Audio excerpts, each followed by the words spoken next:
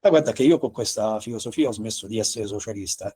Un consiglio che tu daresti al te stesso del passato. Allora, sia per l'operatività di mercato che per l'operatività della vita, non incaponirsi, si sprecano meno energie, meno tempo, perché poi alla fine questo è un mestiere, ma la vita in generale, secondo me, è alimentata da una sostanza che è la dopamina. Andarsi a incaponire in una situazione contraria crea un circolo vizioso di assenza di dopamina e di motivazione, perché le cose vanno accompagnate, il mercato va accompagnato. Pantarei. E poi studiare e praticare. Non esiste e non esisterà mai il setup perfetto che funziona nel 100% dei casi. Dovete praticare. Non perdere tempo, per carità e per l'amor di Dio, con cose super complicate tipo gli angoli di Cannes. È inutile stare a irrigidire il mercato dentro formule matematiche perché non funziona.